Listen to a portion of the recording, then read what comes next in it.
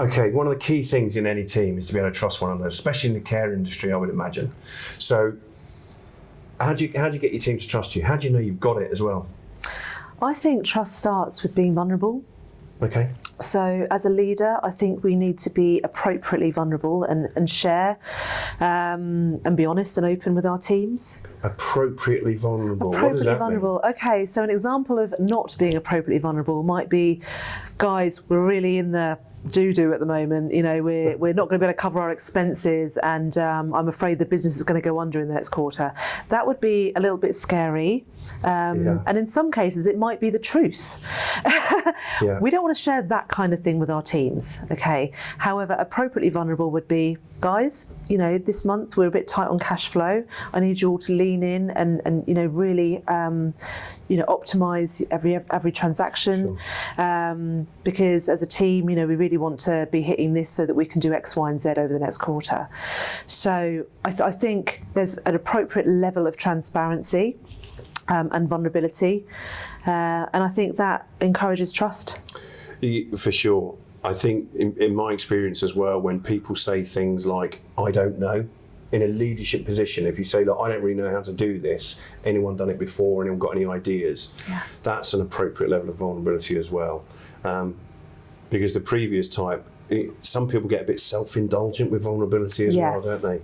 I mean, you know, everyone gets upset, everyone sheds a tear from time to time, but you know, crying in your tea in every meeting, every staff meeting, that's like a self-indulgent side of vulnerability, isn't it? So that's, I think, when vulnerability stops being a strength and becomes a weakness. Yes, indeed. And lots of people focus in on that too much, but I'm a big fan of vulnerability as well. As you say, the appropriate side of vulnerability.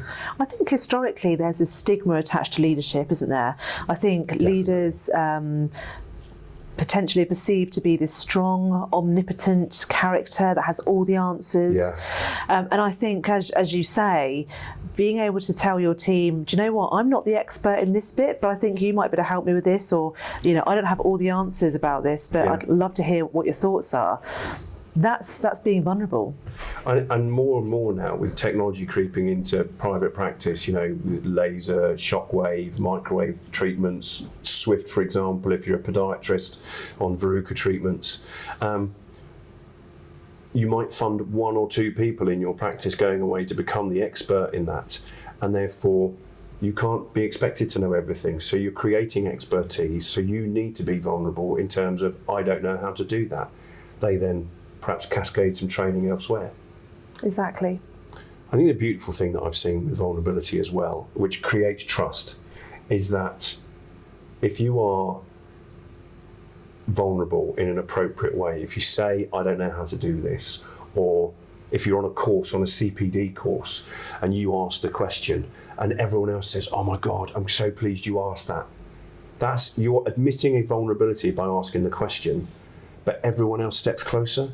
It's so unusual in humans, especially in private practice in healthcare, because you are all so caring, that someone's going to poke fun or step away.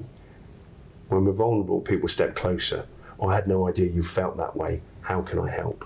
I'm so pleased you feel that way. I feel the same way. Thank you for asking that question, because I had the same question.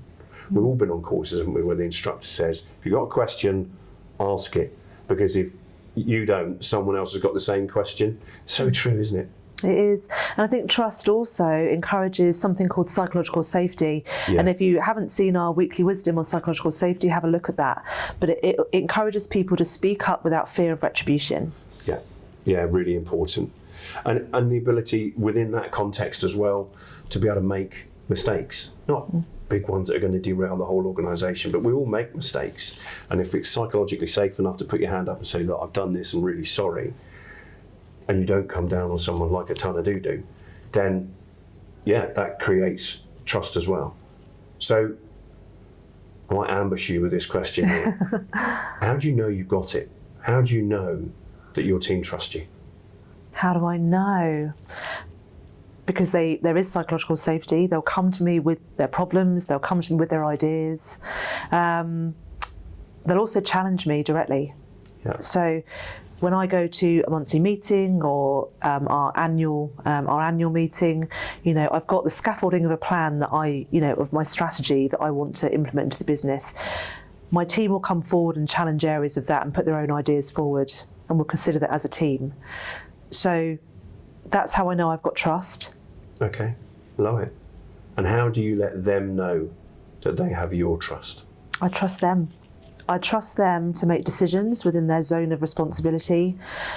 I trust that they're going to do things in the best interests of the team. Yeah. And I also trust that when they make mistakes, it's genuine, and I forgive them. Nice. So this sounds a little bit cliched, but it sounds, it does, I can't believe I'm going to say it. It sounds like trust is the default. They have to lose your trust rather than earn it. Is that a fair representation? Yeah, I would say that's a fair representation. Okay. Nice, thank you.